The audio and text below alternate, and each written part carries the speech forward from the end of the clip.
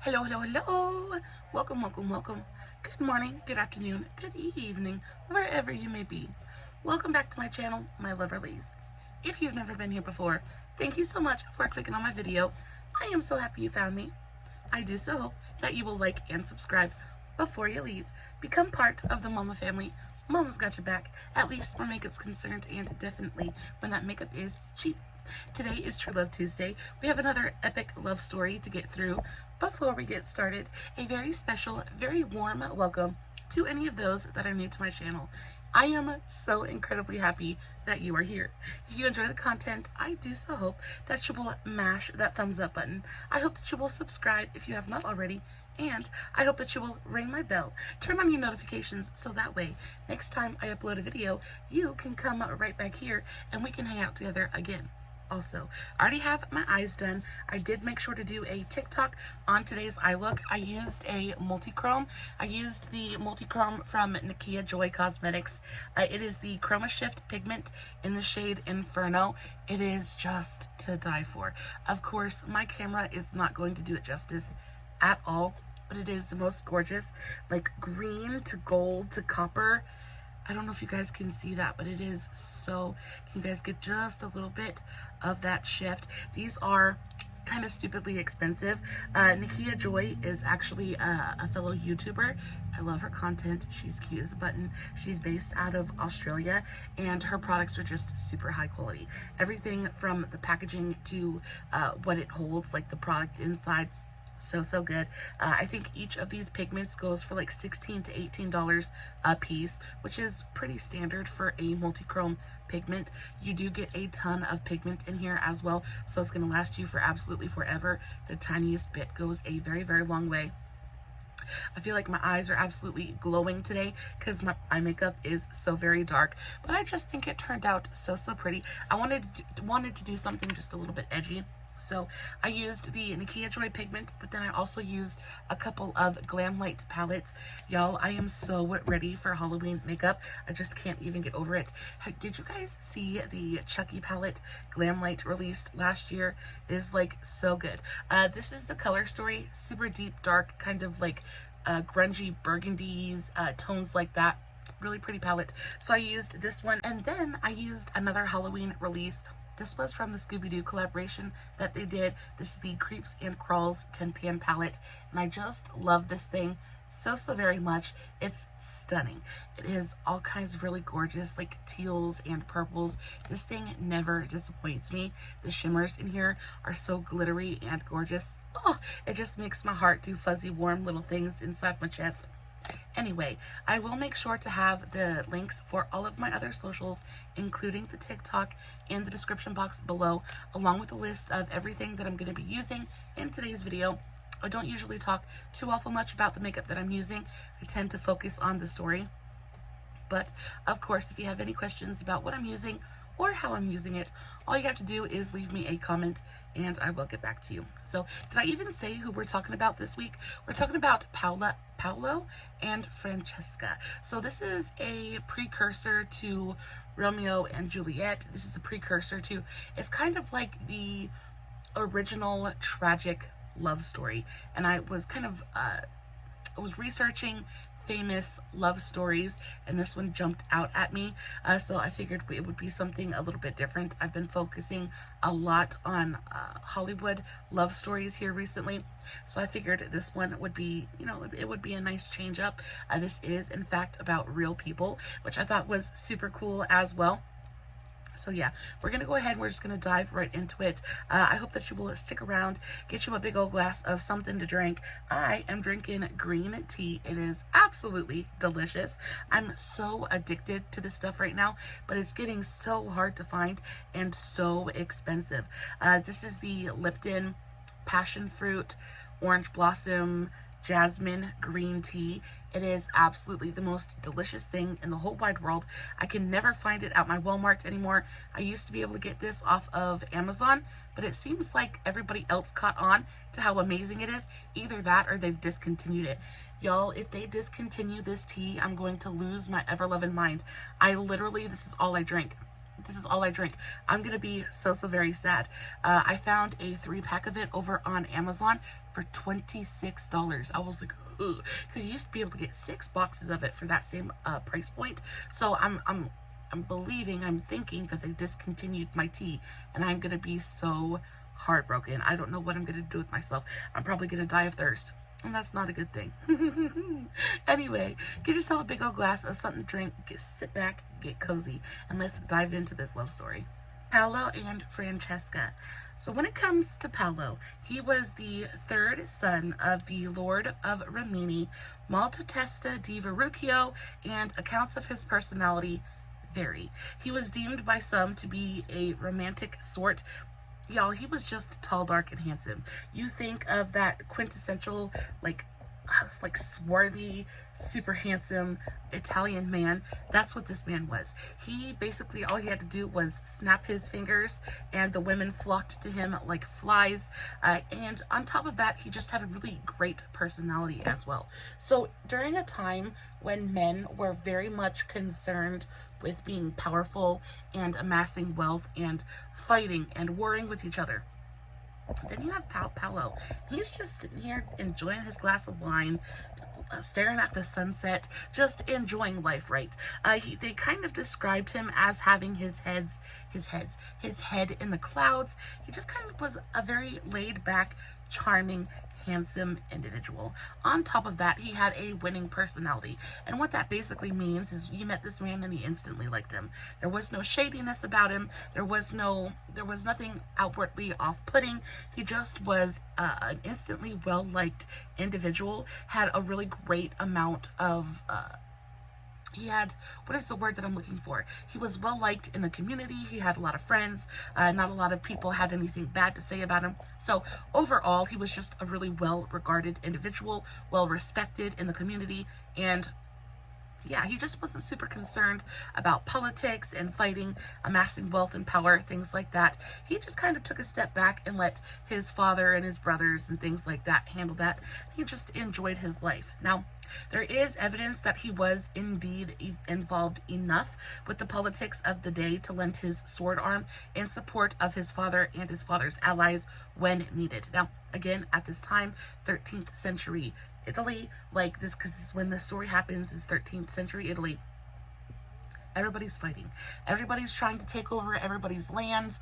Like I said, amassing power, wealth, fame, and fortune. Like everybody, and basically there's nothing better to do. There's nothing better to do than to just go to war. And of course, being, a son of a high-powered landowner, of course he's going to end up going to battle. So he had to know how to fight. He was actually a really good swordsman. He was good at what he did. He went and he led many battles for his father, things like that. So he was good. He was just as good on the battlefield as he was at the vineyard or at home, what have you. He was a great balance of the two. Just didn't bring his work home with him, so to speak. When he was off the battlefield, he just let that go, and it just wasn't part of his personality. Now, when it comes to, he was also married with children. And again, when it comes to marriage, especially in 13th century, whether it be England or Italy or where have you, marriage was about politics. Marriage was about amassing more wealth, more power, more land. Marriage was about politics. It was like a strategy thing, right? Nobody married for love. And the same is true for Paulo. Paulo did not marry for love. He married to help bring power and wealth and land to his father. Because again, when a man married a woman, she, basically her father paid the husband to take the daughter, which is called a dowry, right? So usually when a man married a woman, she came with land, she came with money, she came with benefits, right? And of course, all of that's going to be transferred onto his father. It's going to add value to what his father's already got going on. So Paulo, being as attractive and as he was valuable, right? Because women wanted to marry him. So he was able to make a really great match and brought a good amount of land, wealth, and power to his father. So even though he wasn't super in love with his wife, it wasn't an unhappy marriage either, because they did end up having children and things like that. They just weren't in love with each other. Now, I don't know if Paulo's wife was super in love with him or not. story doesn't really go into that. We just know that it wasn't a love match, and it kind of makes sense a little bit later in the story. But yeah, he was not super in love with his wife. He liked his wife and they had a good enough relationship, but there wasn't anything really special in the heart department involved in his relationship. Now, when it comes to Francesca's situation is much different than Paulo's because, of course, she's not a man. So as much as Paulo might have had quite a bit more say in who he married, he actually probably could have picked. His father actually probably presented him a list of possible marriages, and I'm sure Paulo got to pick, you know, the least offensive one from the bunch. But when it comes to Francesca, she doesn't get that luxury. She doesn't get any kind of choice at all. Now, she is, like Paulo, a renowned beauty. She's stunning. And on top of being absolutely beautiful, she's also quite young. And if there's anything we know about, you know, medieval 13th century, way back in the day, anything, they liked them pretty and they liked them young. And she's got, and as such, she's beautiful, she's young, and she's incredibly valuable on the political marriage marketplace, right? She can make a really fantastic match. And during this time, her father, Guido I, Lord of Ravenna, he's been at war. He has been at war with the Malatestas. So Lord Rimini, who was Paulo's father, has been at war with Francesca's father, Guido I, and they've just been going at it for what seems like centuries at this point. And Guido's just been keeping Francesca like on the back burner, keeping her in his back pocket, because he knows at some point she is going to be incredibly valuable, right? So you have two incredibly powerful, wealthy landowners at war with each other. And I'm assuming they're at war because that one of them, they both want what the other has. Something like that. They're fighting over land, power, position, something of the sort. Now, they've been fighting for a very, very long time, and Guido finally decides that he doesn't want to fight anymore. He finally decides that it is going to be beneficial for him to just say, you know what, let's join forces. If you can't beat him, join him. So he decides, you know what, he goes to the Lord of Rimini, and he says, you know what, why don't we draw peace? Let's have peace talks. I have a daughter, you have an unmarried son. Let's do this. Let's join our houses. Let's end this fighting, and then, let's unite and then go after somebody else, right? So of course they both agree. They're both tired of fighting. They're both tired of losing men in pretty much a pointless battle. They're both incredibly evenly matched. So I mean, it's just, the fighting is just going to continue to go on forever and ever and ever. So they decide to call peace, have peace talks. They call a truce, and Guido ends up offering his daughter up. He says, you know what, I have a really beautiful daughter. She's young. She is, of childbearing age. She can give you lots of, she can add to your family. She's super, super valuable. So of course, because she's a female, she comes with a dowry as well. So of course, Lord Rimini, he jumps at this. And who does he pick to marry the beautiful, very young Francesca, but his oldest son? Now, his oldest son ends up being a man named Giovanni, and this man has a reputation, and it is not a good one. He had a reputation for being just foul in general, just a really, really awful human being. He was very fierce on the battlefield, a wonderful, wonderful fighter. Did great things for his father, brought home many, many victories. But when it came to the fairs, the women and things like that, he was repulsive, and that's the word that they used in the story. He had a deformity of some sort. Now, it never says in the story what the deformity actually was. It could have been anything from he could have had a little bit of a limp to, he could have, there could have been something seriously wrong with him. Though I don't think it was anything like super terrible, because he went out and he was physically able to fight, and he had quite a bit of prowess when it came to the battlefield, things like that. He brought a lot of honor to his household and to his father's name. he was able to fight really, really well. So I'm not thinking that it was anything like physically, like bodily wrong with him. It did specifically mention in the story, though, in the research that I did, that it's possible that he had a little bit of a limp, but we just don't know. We don't know how severe the deformities were. However, he'd been variously described as uncouth and deformed or crippled. This is known because his nickname, Lo Schianto, I don't speak Italian, but I think that's how you say it, Schiancato, was and can mean crippled or lame. It may simply be that he had a slight limp, as his condition did not seem to impair his ability to be a fearless soldier on behalf of his father. So, but you also have to realize that Francesca has lived her entire life as the daughter of a nobleman, and because of that, she has had an incredibly sheltered and protected life, and she really hasn't had to come into contact with anything uncomfortable yet, right? So even just meeting a man with a slight limp could very well have been very difficult for her, right?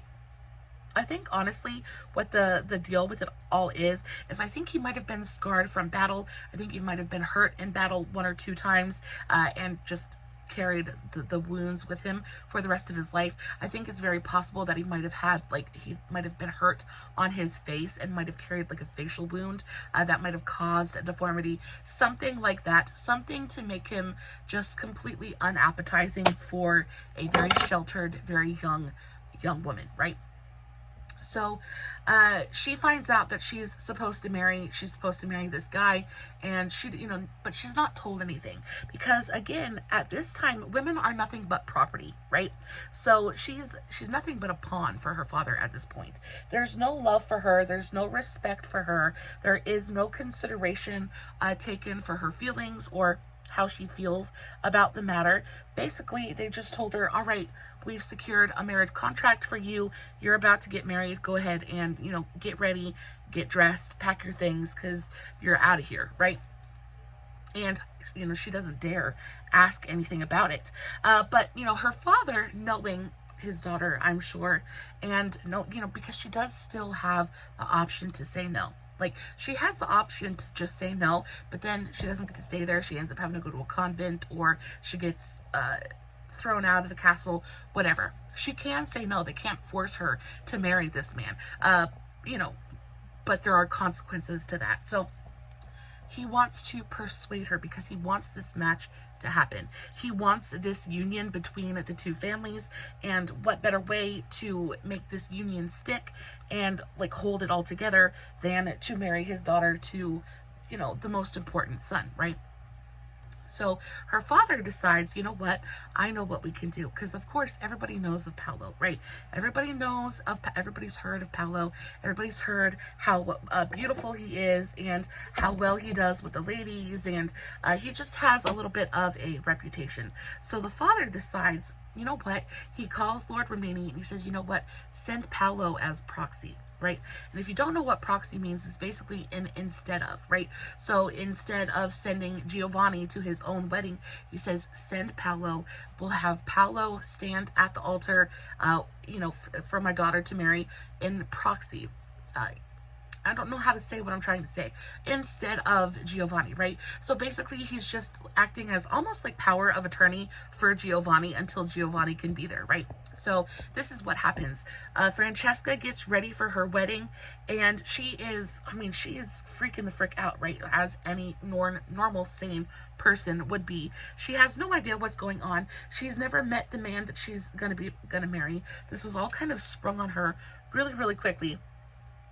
And of course she's terrified.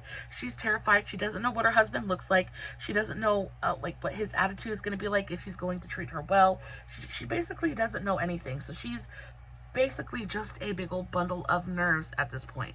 But she does what she's told because she doesn't really have a choice at this point. She does what she's told. She gets ready. She gets in her wedding dress, and the wedding starts. And as the doors open and she starts to walk up the aisle, she sees Paulo. She sees Paulo waiting at the end of the aisle for her, and it's like the clouds parted and the Lord sang, right? She must have thought that she was the luckiest girl in the world at that point, because not only was she doing this big favor for her father, right? Not only was she doing this really amazing thing for her family in general by uniting these two warring families together, ending all this fighting, she also gets to marry somebody that looks like that. Like, she's freaking stoked. He's handsome and he's tall and he's just everything. Like, he's her knight in shining armor, right? He is her Prince Charming, and she cannot wait. She cannot wait to get up to the end of that aisle and marry this man. She's like, how did I luck out? How did I luck out this good? Nobody thought to tell her that this man was not actually the man that she was marrying. He was just there in his brother's stead as proxy. And, you know, of course, she has no idea about that. So she's thinking what you see is what you get. And that it couldn't have been any further from the truth, unfortunately.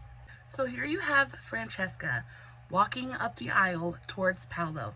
And this is the first time that Paulo has seen Francesca as well. And while we don't know if Paulo ever truly loved Francesca, we know that Francesca fell truly, deeply, madly in love with this man the minute she laid eyes on him. She is walking up the aisle towards this man and instantly is just, again, she just thinks she is the luckiest girl in the world. She cannot believe that the stars have aligned in such a way to give her this man. She can't believe her luck. Now, again, still at this point, she has no idea that this isn't actually her husband. She has no idea that this is her husband's brother. And she has yet to ever lay eyes on Giovanni. She has no idea who Giovanni is, what Giovanni looks like. She has no idea. And somehow these men betrayed this woman in such an absolutely feral and awful way. They had her believing that this was her husband, right? So they go through the wedding ceremony. And of course, what happens, especially in 13th century, what happens right after my boys are playing video games in the other room. But what happens after you get married? Well, you have to go to the marriage bed, right? And you have to consummate the marriage, right? Because it's not legal and it's not binding until consummation has happened, right? So they schedule this whole thing in a way as to like be super sly and super sneaky about the whole thing, right? So they get married at night, right? And again, there's no power, there's no electricity, everything's candlelight, things like that. So they get married and then they go to the marriage bed, right? They go to their bedroom right after the ceremony. And here Francesca is thinking that she's giving herself to Paulo. Well, in reality, Giovanni was waiting in the room for the couple to get there, right? And they go into the room and Giovanni is, I don't know, he's either hiding in the closet or hiding under the bed, something. They blow out all the candles and then Paulo switches places with Giovanni.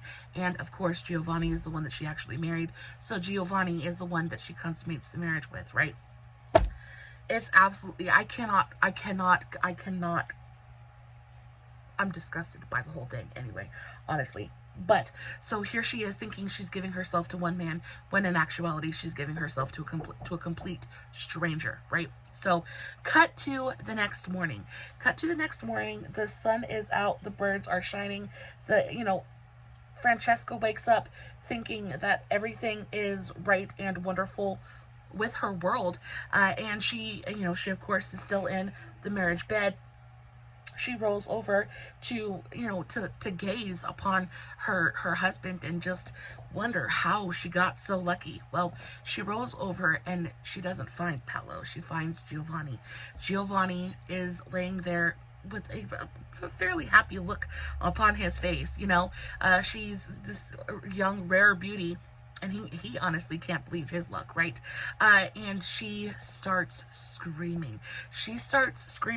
Bloody murder. And baby, I cannot blame her in the freaking slightest. Now, again, we don't know what this man truly looked like, but from all accounts, it must have been pretty awful. And I also think that she was, again, a pretty vain young woman as well. Looks and beauty, things like that, were stressed to her pretty severely.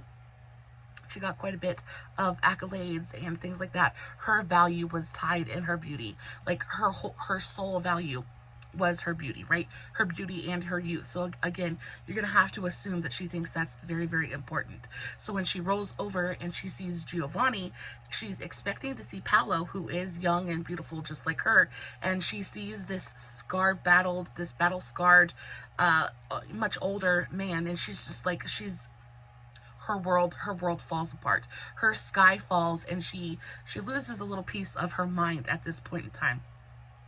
She screams and she screams and she screams.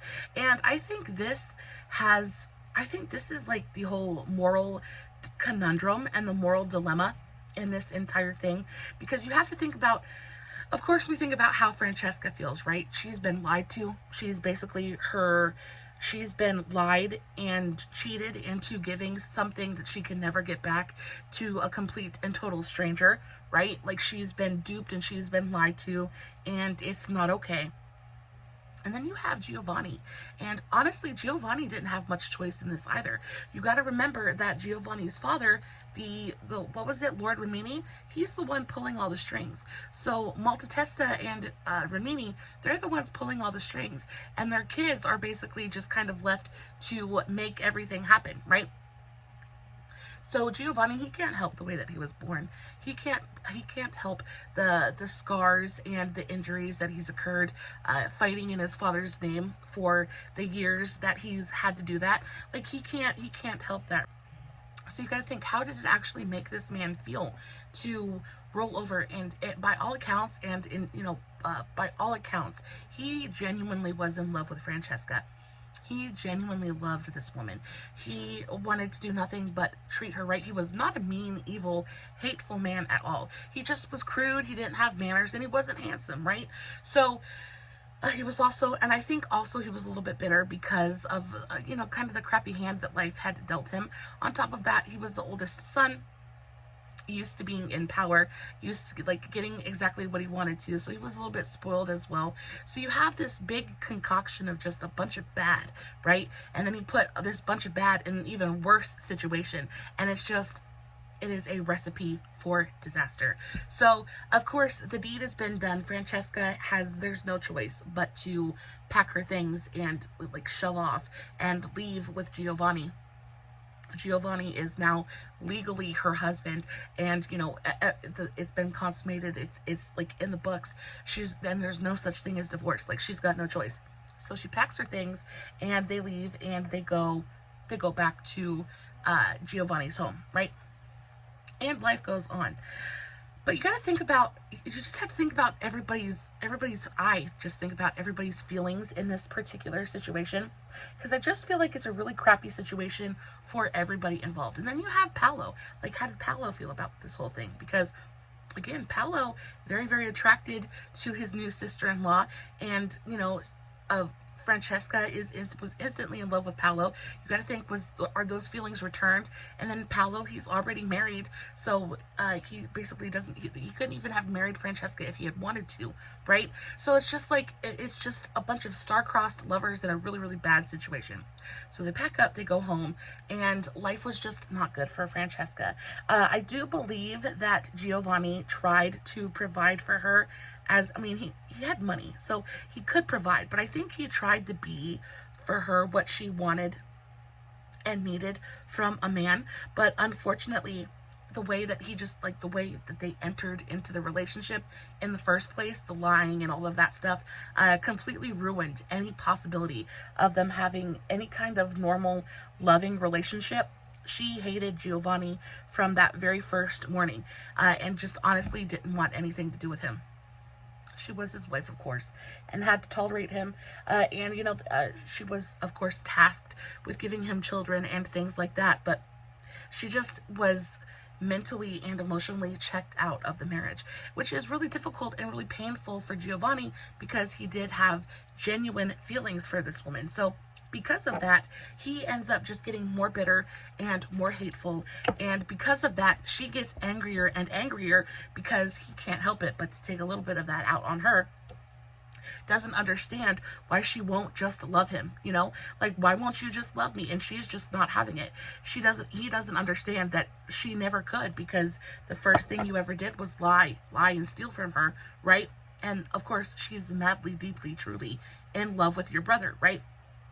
Now, cut to, they're all pretending and trying to be a big happy family, and she's living at the home with Giovanni, and of course it's like a family estate, so Paulo and his wife and his children live there as well. Well, cut to, Francesca enters into, of course, we all knew this was going to happen, Francesca enters into an extramarital affair with the brother. She enters into an affair with Paulo, and this goes on for a very, very long time.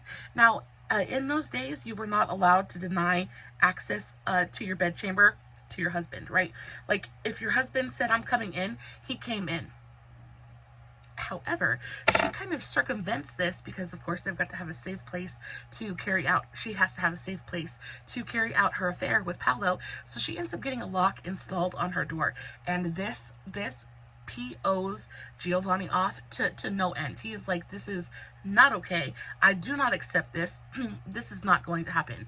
So he would check very often and make sure that her door wasn't locked. We would just kind of like barge in. And up to this point, up to a certain point, she had been very, very like sneaky and very good about keeping everything tight and locked down. They kept everything super, super secret, and she hadn't made any slip-ups up until this point.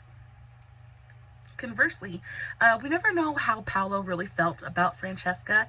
In the time-honored way of the typical Italian male, it could be that his brother's wife represented a challenge he simply could not resist. Now, this is also something that you have to take a little bit into account, is you have Paulo, right, who has the looks, he has the manners, but he's the third born, right? Which means that he'll never take over the family estates. He'll never be like the one in charge. So that also must have bred a little bit of resentment. And of course, you have Giovanni, who, even though he's the firstborn, he's had to work very hard for it. He's had to sacrifice years of his life. He's had to sacrifice his body, things like that, in order to go out onto the field and battle for his father. But then you have him look at, he looks at his little brother, who kind of hit the genetic jackpot, right? He was born beautiful with wit and charm and things like that. So you have Giovanni looking at Paulo like Paulo is everything Giovanni will never be. And then you have Paulo looking at Giovanni thinking, well, you have all the money and the power and the wealth that I will never possess. So Paulo ends up taking this out on, which I think is super crappy. He ends up taking out his revenge with Francesca and enters into this relationship. And we don't know if this was love. We don't know if this was revenge. We don't know if this was a mix of the two. All we know is that it did indeed happen, and he entered into a very illicit and very, very wrong affair with his brother's wife. Now, so they kept it locked down. They kept everything really on the down low and secret and all that good stuff. They were doing really good about it until eventually, all good things must come to an end. No lie ever stays hidden for forever.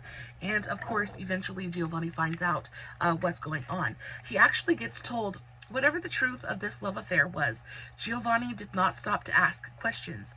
It is recorded that he found his wife's bedroom door locked and demanded to be admitted. Like I said, she was not allowed to deny access of her bedroom to her husband. Just wasn't allowed. Giovanni, earlier that same day, had been informed by one of his servants about what was going on behind his back with his brother and his wife. And Giovanni is really hoping that this isn't the truth. He's hoping that, the servant is misinformed, something of that nature. Unfortunately, he kind of knows in his heart of hearts. He knows that this has been happening. He knows that this has been going on for quite some time. He just hasn't been able to catch them doing it yet. So he finds out from the servant that they're both in her bedroom, and the deed is going on now. And if he's going to catch them, he needs to go catch them now. So he starts banging on the door, and they have this down to such a science that she actually had some kind of trap door or escape hatch built into her bedroom, or found, castles have all kinds of secret passages and things like that. So there actually was a trap door on the floor of her bedroom hidden underneath a rug. And when they would get caught, she would go and she would take her time answering the door while Paulo would get dressed, go down the hatch, go out that secret door, place the rug back behind him, and then Giovanni would walk into the room none the wiser, not be able to catch them, right? But at this point, on this certain day, Giovanni is incredibly insistent. He is like, you need to open this door now. And she's and Francesca is a little bit flustered. She's flustered. She's like, why is he so upset? And then, of course, you know, guilty conscience and all that. She's like, does he know? Does he know? Like, what's going on? So she's like, go, go, go, go, go. She tells Paulo, go, go, go, go, go.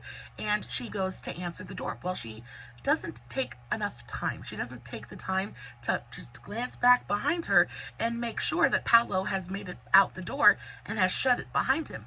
Okay, so she unlocks the door and in barges Giovanni. And literally all heck breaks loose. Giovanni comes bursting through the door, and the first thing he sees is Paulo. So Francesca is sitting there saying, what is all the fuss about? What is going on? I'm just sitting here doing needlepoint. I'm reading a book. I'm doing correspondence, whatever. She's sitting there bold-faced lying to this man, thinking that, you know, it went as it always does. Paulo's gone through the door. He shut it behind him, and Giovanni is none the wiser.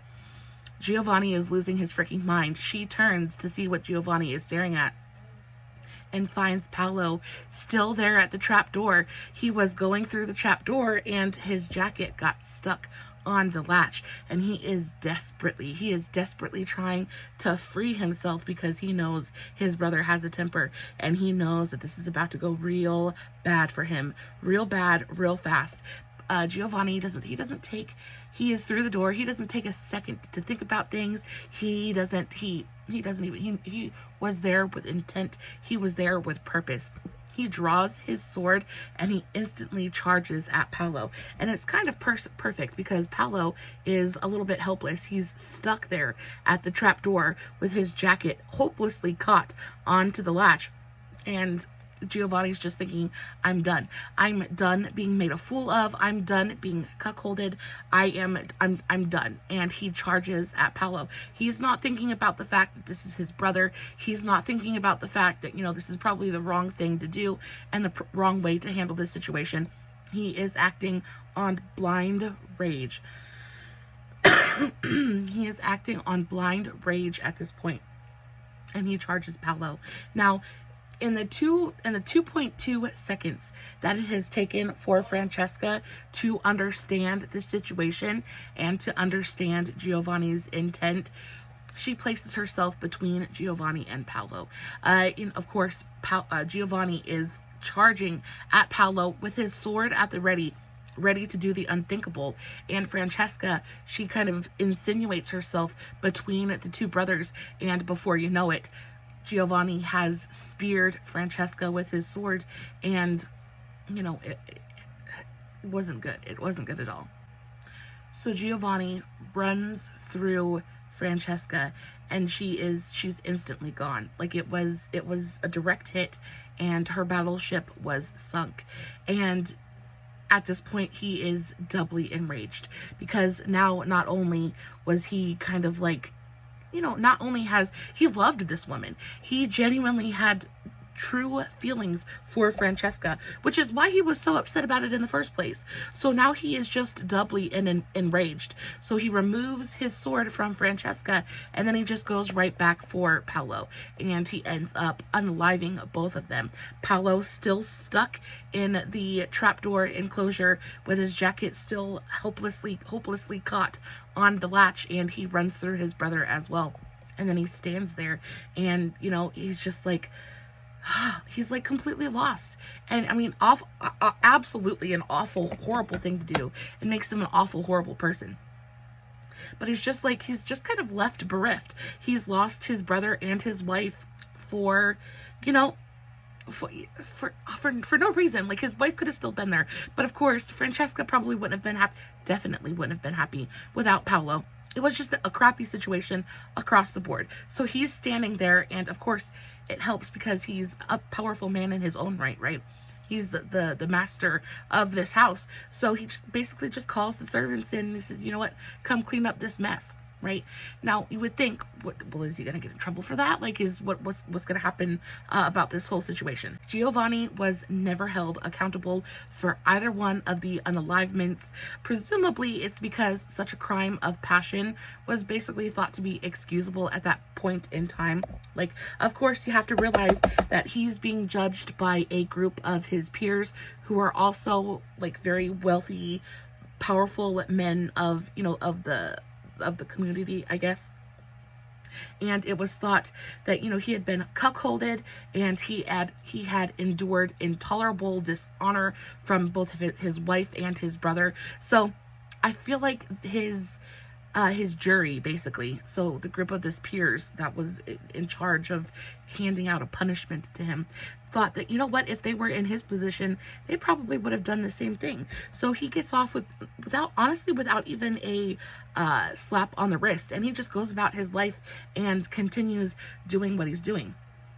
He was basically too powerful to be prosecuted. There was nothing they could have done. Even if they had wanted to impose a punishment on him, like, they couldn't have enforced it, because Giovanni at this point in time is probably one of the most powerful men in the vicinity. Yeah, so he was just kind of like, he was the boss. You can't punish the boss.